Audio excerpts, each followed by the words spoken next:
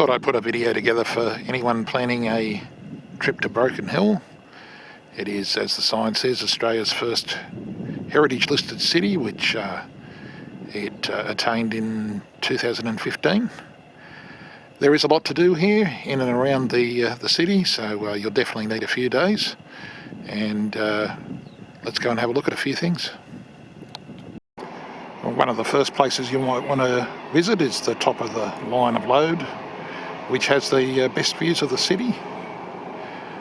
So a bit about the background of the place. Back in 1844, Charles Sturt, the explorer, was passing through and noted a series of hills that had a distinct break in them, and that's where the name Broken Hill comes from. Most of those hills aren't there anymore. They were mined out. But the town itself was established in 1888 when the richest reserves of silver, lead and zinc anywhere in the world were found, and it became known as the Silver City. Population thrived with the forming of BHP, and at its peak the town had a population of about 30,000, I think, down to around 17,000 now. But there is hope on the horizon with a new cobalt mine due to open next year, I think, and that's got a lot of potential for the town. Well, there is a memorial here to the 700 odd miners that were killed at work over the years, and the further you go back, the more there was, and the younger they were too, sadly. Many died from dust in the lungs, but I think one year there, 1913, there was 22 killed in the 1 year with various accidents that occurred. Thankfully, it's one thing that has improved over the years. There's still the odd death, but it's incredibly rare now. There's a train museum in town and lots of old trains and other memorabilia from around the town. This is the Silver City Comet that used to run every day from Orange to Broken Hill and back. I do remember seeing it one day. I never actually travelled on it though, but it stopped running many years ago. What's not that well known is that Broken Hill was the site of Australia's first terrorist attack. Back on January the 1st, 1915, a picnic train left Broken Hill Station to head out to Silverton, and just out of town here there was an ambush.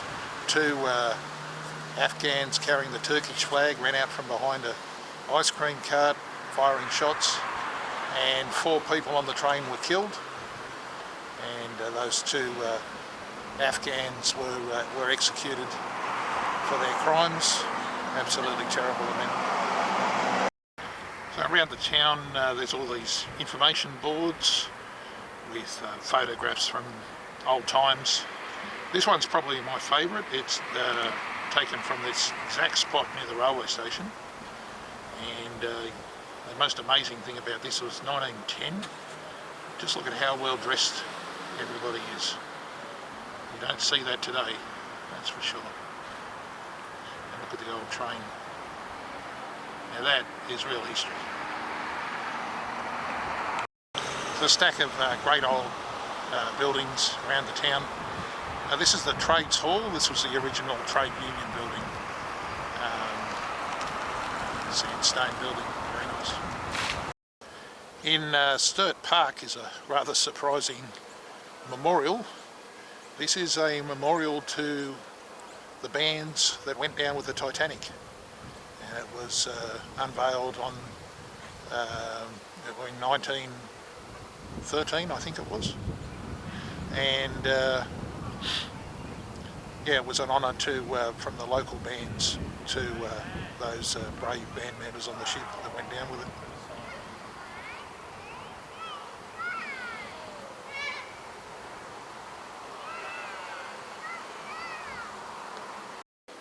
This magnificent old fig tree in the park as well. It's absolutely enormous, as big as what you'd see in Hyde Park in Sydney. Well, this is the Broken Hill pub, and the owners have done a fantastic job restoring it. It was derelict a few years ago. The wrought iron railings on the balcony remind me very much of New Orleans. Went in and had a look here the other night. It's beautiful inside, fantastic restaurant, bar, and a big beer garden with music out the back. Fantastic job they've done. Another one of my favourite photos here. This is the main street, Argent Street. This photo was taken in 1888 from this exact spot. And you can see the horse-drawn carriages, no gutters, unsealed. It must have been diabolical when it rained heavily. But what a great photo. Well, this plaque tells the incredible story of Vivian Bullwinkle. She was a nurse from Broken Hill who went off to serve in the war effort and was captured by the Japanese. Her and I think 33 nurses were ordered into the sea, and they were all shot in the back. She was the only one who survived by feigning death, and she went on to give evidence at a war crimes tribunal and lived till the age of 85. So what an incredible story. And as we look around here, we can see the War Memorial. They do a fantastic service here on Anzac Day, and the courthouse in the background. This is the Palace Hotel, which was made famous in the movie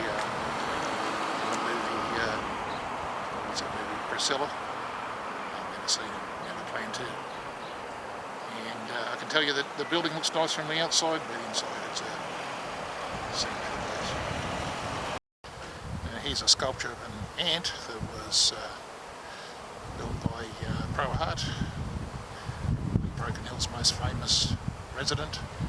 It was meant to represent the struggle of the miners underneath the ground, extracting the wealth. Here is one of the original head frames from the South Mine that was in operation from 1910. Obviously the timber used was incredibly sturdy, it was Oregon, and the shaft went down as low as 1,500 feet. Here's the winding drum to operate the shaft. Huge. Well, this is my favourite shop in the town. It's the Silver City Arts Centre. So inside here you've got a whole range of fantastic prints and paintings, and there's all sorts of souvenirs and confectionery here. Broken Hill's full of surprises, and one of those is that here is the world's largest acrylic painting on canvas. It is 100 metres long and 12 metres high. Incredible. So here is the world's largest acrylic painting, canvas painting. It's unbelievable, the clarity of it and the detail.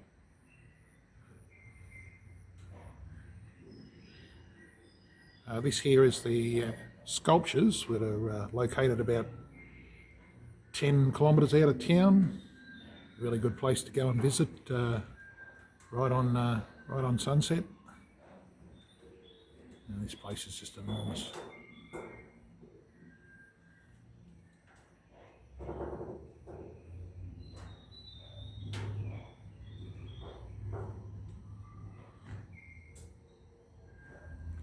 Thoroughly recommend a visit to this place. There are heaps of art galleries around town. The most famous is the Proa Hart Gallery. Fantastic place to visit here. Got these old cars here as well, they look amazing. If you do come here though, and you plan to buy something, you want to bring a lot of money with you because they cost a fortune, but probably a good investment for the future.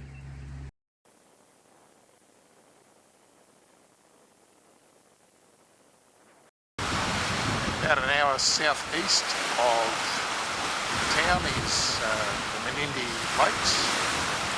It's a series of 4 or 5 lakes that are absolutely huge. In fact, the total water holding in the Menindee lakes is about 3 or 4 times greater than Sydney Harbour. There's lots of recreational fishing and camping and all sorts of boating activities down here for people to do. I was at this very spot about 5 years ago, and it was absolutely bone dry, so that's how much things have changed over the last few years with all the rainfall.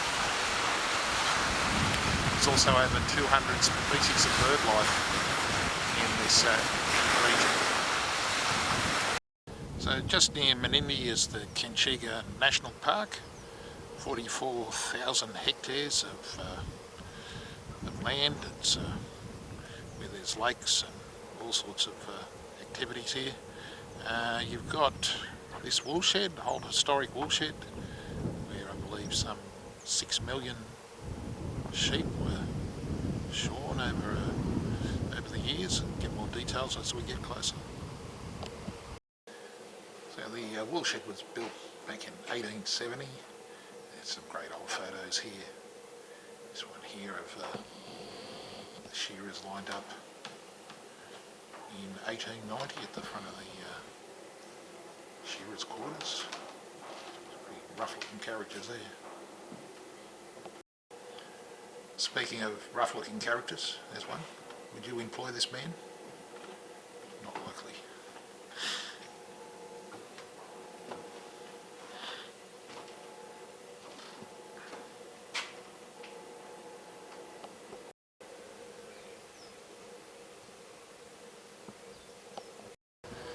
So production at the woolshed here ceased in 1967 when it was no longer economically viable, and through the years it had many downturns with terrible droughts, and they decided to call it quits back then, and now it just stands as a tourist attraction.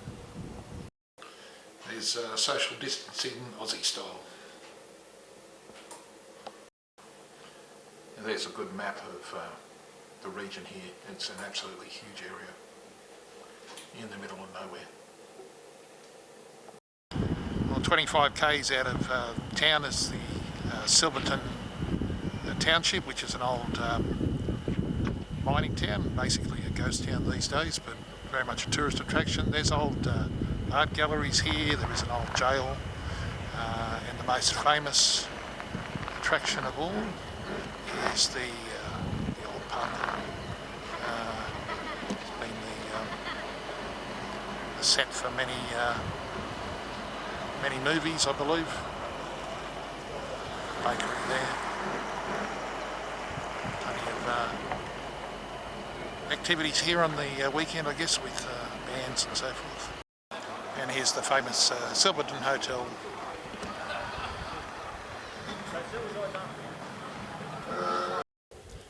About 5 k's further on is the Menindee Plains, where you've got a lookout and views that go on forever of the vast outback, the desert. The sunsets out here are always pretty spectacular, more so in the summer where you've got the heat and the clouds, particularly when there's a few storms around. But any time of year it's a pretty spectacular sight out here.